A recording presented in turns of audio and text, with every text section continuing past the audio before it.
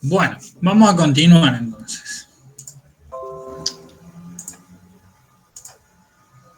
Avísenme si se está viendo bien de pantalla completa. Sí, profe, se ve bien. Bueno, bien.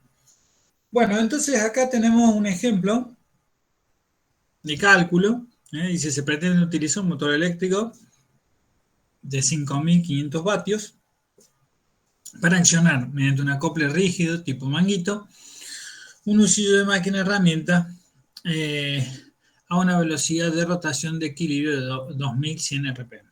Utilizando un factor de seguridad de 5 para el cálculo, determinar. Bien, la longitud mínima que debe poseer el acople si se utiliza una chaveta DIN plana 6885 en el extremo de cada árbol para transmitir la potencia. Bien, entonces el corte del mecanismo, el croquis en corte, tenemos los dos árboles, tenemos el acople de manguito y tenemos que calcular las chavetas. Una de las cosas que tenemos que tener en claro es que las chavetas que tenemos aquí tienen que cada una tener la capacidad de transmitir la potencia de un árbol al otro. ¿Por qué? Porque acá tenemos el árbol, transmite los esfuerzos hacia la chaveta se lo transmite al manguito, al cuerpo del manguito, y después el cuerpo del manguito va a la segunda chaveta y esa chaveta transmite al segundo árbol. ¿Mm? Bien, entonces tenemos las características, el aplastamiento, la tensión de aplastamiento admisible de los materiales, tanto del árbol, la chaveta y el cubo, y la tensión de corte del cubo, del árbol y la chaveta. Bien, ¿cómo podemos trabajar entonces? ¿Cómo va a ser la metodología para determinar qué chaveta nos hace falta? Dijimos que lo primero que hacemos es definir el tema del diámetro del árbol, que eso nos da como dato, que está fijo, es un árbol de 16 milímetros de radio, o sea, 32 milímetros de diámetro. Y en la tabla de la norma DIN tenemos que elegir entre dos valores de rango de 30 a 38, y si no tenemos los otros dos valores, bueno, queda dentro de 30 a 38, 32. Si tuviéramos un valor donde está repetido, por ejemplo 38, que podríamos elegir 38 en esta fila o 38 en la fila que continúa. Bueno, eso nos va a determinar, podría ser cualquiera de las dos, nada más que nos va a determinar factores de seguridad diferentes. Y en función de eso, bueno, podemos calcular uno u otro dependiendo de las condiciones que nos hayan pedido, ¿sí? O los factores de seguridad. Bien, una vez que utilizamos esta tabla, definimos el rango donde estamos para los árboles que vamos a utilizar. Vamos a definir entonces la base y la altura de la chaveta que nos da la tabla. Y con eso vamos a trabajar. Fíjense, acá hay un detalle de lo que es el árbol, con un pequeño corte en la zona del chavetero, y un detalle del cubo, y el elemento que va intermediario, que es la chaveta. Entonces tenemos que empezar a determinar los esfuerzos que se están generando en función de los datos que nos han pedido en el problema y cómo podemos determinar las fuerzas tangenciales y cómo podemos determinar después las distintas áreas que están trabajando a aplastamiento o a corte. Fíjense, la potencia a transmitir siempre es cupla por velocidad angular. La velocidad angular es 2pi por f, que es la frecuencia. Nosotros la frecuencia siempre la especificamos como RPM. Cuando ustedes dicen, bueno, estoy girando 1000 RPM, estoy haciendo 1000 ciclos por minuto. Por lo tanto, si ese número de ciclos o vueltas lo divido por 60, tengo RPS, o ciclos por segundo, y eso lo podemos convertir, después multiplicando por 2pi, podemos convertirlo a radianes sobre segundo, que es la velocidad angular que estamos buscando. Reemplazando todo, nos queda la potencia, como la cupla, por pi por n sobre 30, simplificando el 2 y el 60, y vamos a encontrar que la cupla es la fuerza tangencial que estamos teniendo entre estos dos componentes en la línea de contacto, y el radio, la distancia que tenemos al eje de giro. Por lo tanto, reemplazando eso, podemos obtener la potencia, expresada como la fuerza tangencial y la velocidad angular, y podemos despejar la fuerza tangencial que nos está haciendo falta para los cálculos de tensión.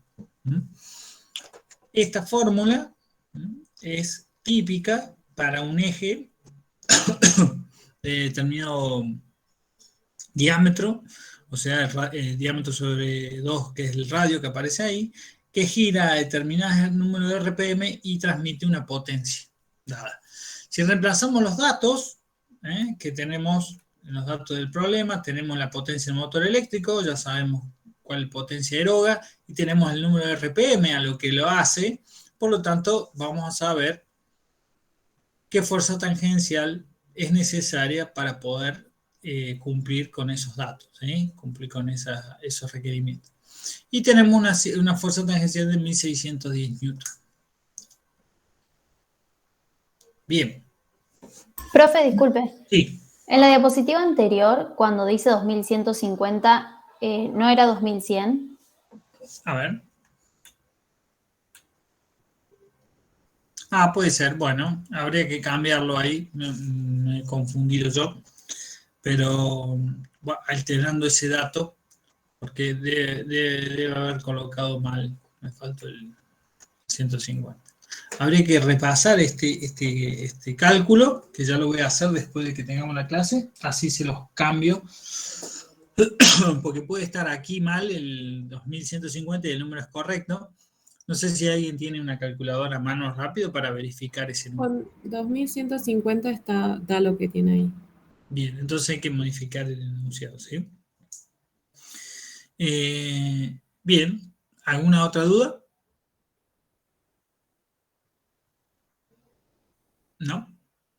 Bueno, muy bien por la aclaración. Seguimos avanzando, ya tenemos la fuerza tangencial, que la sacamos en función, entonces, de la potencia que disponemos, el número de RPM y el diámetro del eje del árbol.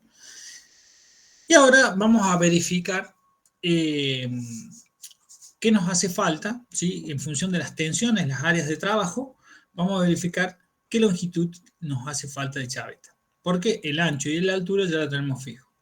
La tensión de trabajo, tenemos que la fuerza tangencial sobre el área de trabajo.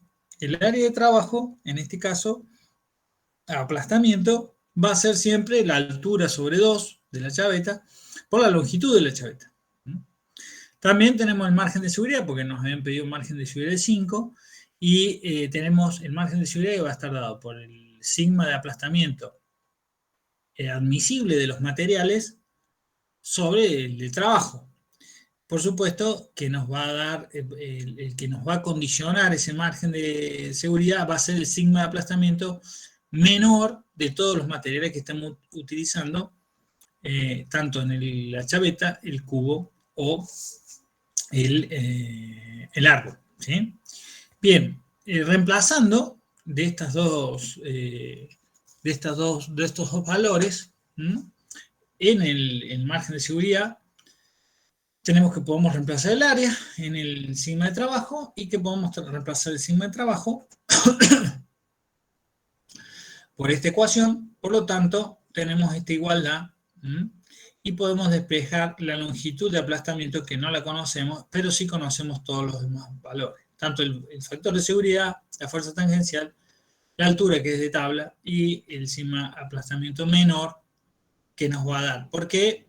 Porque, bueno, esta área va a estar en contacto como dijimos, tanto en el cubo como en el árbol, o la propia de la chaveta.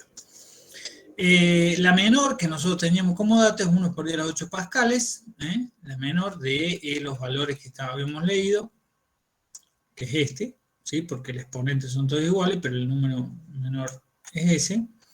Por lo tanto, el aplastamiento del cubo, reemplazamos y tenemos que la longitud de la chaveta necesaria para que no se aplaste el cubo es de 20.12 milímetros. Bien, ¿qué pasa ahora con la longitud al corte que necesitamos? Bueno, vamos a verificar otra vez la tensión de trabajo y va a ser la fuerza tangencial por el área de trabajo a corte. El corte dijimos que era la base por la longitud, que es toda esa área sometida a corte, y que íbamos a usar el corte admisible de la chaveta. Entonces, el corte admisible de la chaveta, reemplazamos otra vez, podemos elegir, podemos despejar la longitud de corte, por lo tanto, tomamos la tensión admisible del corte, de la chaveta, reemplazamos y sacamos que es necesario para poder tener ese margen de seguridad y con esa fuerza tangencial 12,4 milímetros. Y acá se nos hace la gran pregunta y es que las grandes fallas en los parciales. ¿Cuál longitud tomo? Y bueno, parece una obviedad, pero hay veces que se presenta esta pregunta en el parcial y nos confundimos. Con una longitud de corte de 20 y pico milímetros, ¿sí? Estamos cubiertos, más que sobrado, prácticamente el doble. Entonces, ¿cuál va a ser el que limita? Siempre el valor de las dos longitudes que calculamos, siempre la más grande.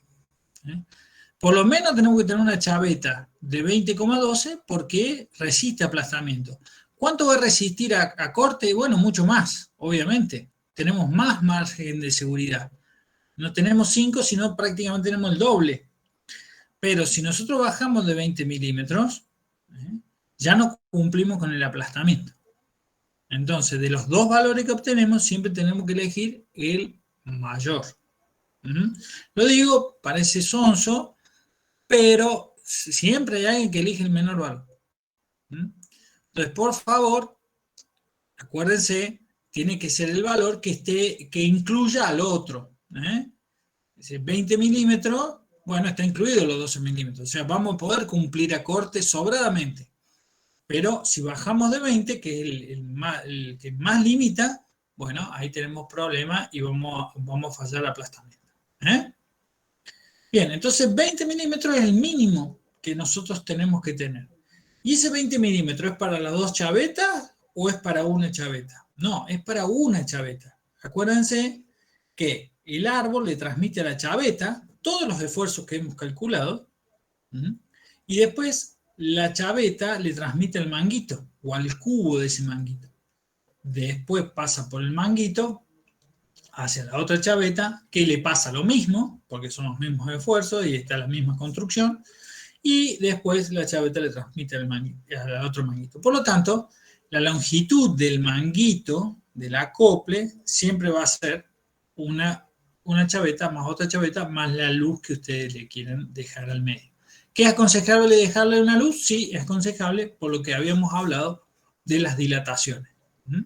Ya que las podemos poner un árbol pegado al otro y podemos ya dilatando uno de los ejes, sobre todo el que está en el motor y que está sometido al calentamiento por operación del motor propiamente dicho, bueno, puede empujar axialmente al otro árbol, que no lo queremos. ¿Por qué? Porque el otro árbol seguramente tiene sus rodamientos, tiene sus bujes, y va a esforzar esos componentes, ¿sí? Innecesariamente. Cuando, dejándole una luz, podemos evitarlo. ¿Se entendió cómo es la metodología entonces? ¿Queda alguna duda? No, profe, se entendió, me parece. Sí, se entendió. Voy a repasar después más tranquilo. Bien, bien. Bueno, esa es la idea. Acá tienen los dos ejercicios, entonces para repaso. Creí que había subido otro. ¿Qué pasó? Bueno, tienen este ejercicio de repaso. Ya me voy a fijar a ver si puedo... ¿Qué pasó? Que había preparado otro y se ve que no lo subí. Bueno, pero tienen este por lo menos, ¿sí? Después sí, yo les voy a avisar por mensaje en el LEP para que descarguen el más actualizado. Profe, Sí. una duda. ¿Esa distancia de 1 milímetro la eligió usted? Bien, esa distancia de 1 milímetro es arbitraria, la pueden elegir. ¿Y por qué es 1 milímetro? ¿Y por qué no son 10 milímetros? Primero, 10 milímetros porque me hace cada vez más largo el acople, ¿sí? Gasto más en generar un acople rápido. Pero aparte 1 milímetro porque debiéramos hacer un cálculo de la expansión que tiene un eje, que tiene determinadas dimensiones, y tiene un salto térmico de 20, 50 grados, 100 grados, ¿cuánto es lo que se expande? Si nosotros con 1 milímetro estamos cubiertos o estamos muy cerca de lo que está dilatando el eje. No los voy a poder, o sea, no es el objetivo de este tema ponerse a ver eso en detalle. Eso seguramente lo determinarán para la aplicación en particular que ustedes estén trabajando a futuro como ingenieros. Pero está buena la pregunta, entonces eso está determinado arbitrariamente. Para este ejemplo, ustedes pueden poner 2, 3 milímetros, no hay ningún problema. Y si ponen 10 milímetros y lo justifican, o más, bueno, no hay ningún problema, porque no es un requerimiento del ejercicio. Sí es requerimiento del ejercicio darse cuenta, porque así lo dijimos acá en la clase, que debería haber un espacio para evitar la carga axial que se le puede dar, que puede imprimirle un árbol al otro. Ese es el objetivo, nada más. ¿Sí? Sí, profe, gracias. Bueno, bien.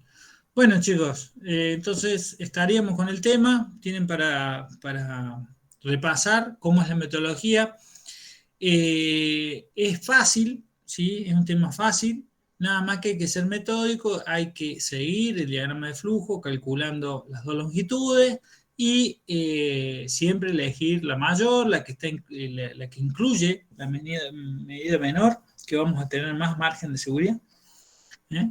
Y acordarse, por supuesto, de la forma, cómo calculamos. Primero la tabla y después comparando las distintas resistencias de los materiales cuando es aplastamiento y verificando a corte la chaveta. Bueno, muy bien. Estaría entonces la presentación de acoplamientos. Vamos a cerrar acá y dejar. Profe, Sí. la clase que no se dio, que el profesor no vino, ¿usted sabe cuándo la va a dar? ¿O si la va a dar o no?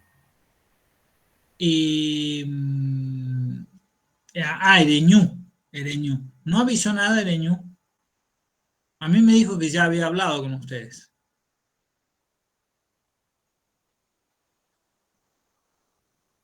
Yo no recibí mail ni nada. No, yo tampoco tengo ni idea. Por eso les digo que escriban al mail institucional de Ereñú. Yo le escribí al mail, profe, también. Y varios chicos. Bien, si por conocerlo un poco al profe Ereñú, puede pasar dos cosas, porque él tiene otras clases, a lo mejor no sé si puede darla y demás. Si no se las dio o no les va a tomar la clase si no se las dio, eso seguro. Digamos que no va a salir en el parcial. Pero lo mismo, para que ustedes puedan recuperar la clase y vean el tema, no queda otra que puedan acordar con él vía institucional un día en particular para que tengan la explicación, ¿sí? Eso yo lo mismo le voy a decir, que por favor se acuerde de contestarles y dejar fijo un día. Sí, si usted le puede decir mejor, profe. Y Bien. que se comunique por mail con nosotros. Bueno, le voy a aclarar, así que lo están esperando. ¿Sí? Dale, gracias, profe. Bueno, muy bien. Bueno, chicos, quedaría si alguno tiene alguna pregunta de remache, y si no, para la clase que viene, podemos repasar un poquito de los otros temas, porque ya se nos viene el parcial. Así que después de la clase de cables, yo a las 6 de la tarde, antes de la clase de cables, voy a dar clase de consulta, y ahí podemos repasar todos los temas si quieren también, porque ya se nos está viniendo la fecha, ¿no? Para el parcial. Así que bueno, les pido que repasen, que estudien, que saquen las dudas, y así nos va bien en el parcial. ¿Mm?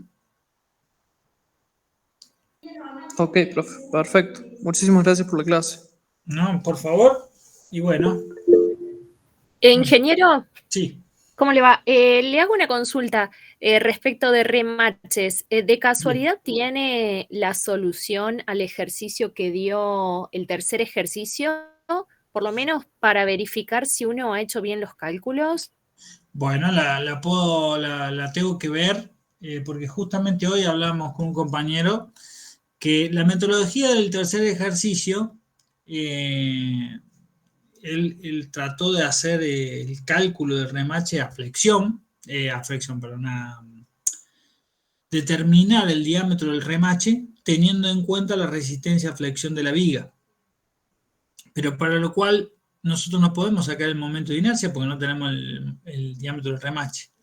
Entonces Pero yo lo pude calcular eso también respecto de... Está bien, de la se puede determinar, pero una metodología bastante simple de hacer es verificar a corte y aplastamiento del remache, adoptar un diámetro y poder verificar si a tensión está trabajando. Porque el ejercicio tiene una variable independiente que solo participa en la flexión, que es el ancho de la viga, ¿sí? Como es el ancho de dato que se da. Entonces, voy a verificar a ver si está bien eso, si hay un valor como, por ejemplo, el de recién, que hubo un cambio en un dato. Entonces, ¿qué se puede hacer para verificar rápidamente? Bueno, determinamos a corte y a flexión un diámetro que cumple y verificamos si la viga falla o no falla por tensión. De lo cual, porque les da unos diámetros de remache muy grandes, y no tiene sentido. Claro, lo que pasa es que cuando hacemos el análisis de flexión, lo que da de diámetro de remache es el diámetro máximo que puede tener el remache, que pasando ese diámetro debilita la viga y rompe a flexión. Por eso es que determina un límite máximo, pero en cambio en corte y aplastamiento te da un límite mínimo de diámetro. Exactamente. Por eso pero al margen de eso, si la viga tiene un diámetro, una altura, porque la altura es arbitraria, ¿verdad? No está participando, está participando en la fórmula de flexión de la viga, pero no está participando en los otros. Entonces, ahí hay que verificar que la altura de la viga más o menos esté acorde. Eso es lo que yo le comentaba a su compañero, pero por supuesto, también para ese punto hay que ver cómo se hacen los cálculos en el tema de el cálculo del momento de inercia. Claro, pero sí, va a dar un máximo para que si pasado ese punto, va a romper. Claro, porque en el cálculo de cuando analizamos el soporte, es decir, la viga a flexión, la altura es dato en el ejercicio, porque es la altura de la sección de la viga, que son 50 milímetros. Lo que no está definido es la altura de la columna, pero lo que se está analizando es la viga, lo que pide el ejercicio. Claro, la viga tiene una determinada altura, pero puede ser, si a usted no le va a cambiar en nada el cálculo de los remaches, que puede ser 50 o 100, pero sí le va a cambiar el cálculo de flexión de la viga, ¿sí? Entonces, ahí es donde yo le explicaba a su compañero que a lo mejor podía haber un error, pero el cálculo si seguimos la lógica de cálculo, ustedes tendrían que asegurar un remache de diámetro que para hacerlo simple, ¿no? Al cálculo. Un remache que aguante a corte y a aplastamiento, y después verificar si la viga da o no da, ¿sí? A flexión. Sería un cálculo mucho más simple del que hizo usted despejando una ecuación que tiene, yo no creo que es un polinomio cúbico que da. No, sí, es un Cuadrada. polinomio, pero en realidad el único valor que tiene es el diámetro al cubo como incógnita, entonces es fácil sacarlo de ahí, Despejar. porque no hay que Bueno. aplicar Steiner ni nada por el estilo, así que no hay problema por eso. Bien, por eso, bueno, ahí está. Pero le repito, la otra metodología que le digo yo es bastante más simple y tiene una cierta lógica, digamos.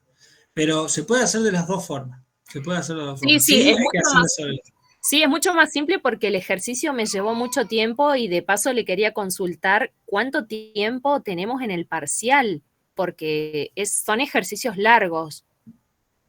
Bueno, eso es lo que, a ver, le aclaro. Usted cuando lo hizo por primera vez y se encontró con esa dificultad, para eso está ese ejercicio, para que encontramos una piedra en el camino, la obligó a buscar soluciones, a renegar, y le llevó tiempo. Ahora, usted se puede dar cuenta de que si yo le doy un ejercicio similar a ese, lo va a resolver de una forma mucho más simplificada y le va a llevar muchísimo menos tiempo. ¿Sí? Porque las verificaciones a corte y aplastamiento son realmente cortas. Y esa puede ser una alternativa después cuando determinamos un diámetro. Pero el tiempo de resolución de los problemas siempre se ajusta al tiempo que ustedes tienen disponible en el examen, que es la hora y media. Así que no se preocupen. Lo van a poder hacer tranquilamente y les va a sobrar tiempo. Ok, gracias. Bueno, chicos, ya saben, para la clase que viene los espero a las 6 de la tarde por si hay dudas y damos el último tema. ¿Sí? Perfecto, profe. Muchas Muy gracias. bien. Buenas noches. Gracias, profe. Hasta luego. Chao, profe, gracias. No, profe, gracias. Chao, hasta luego. Hasta luego.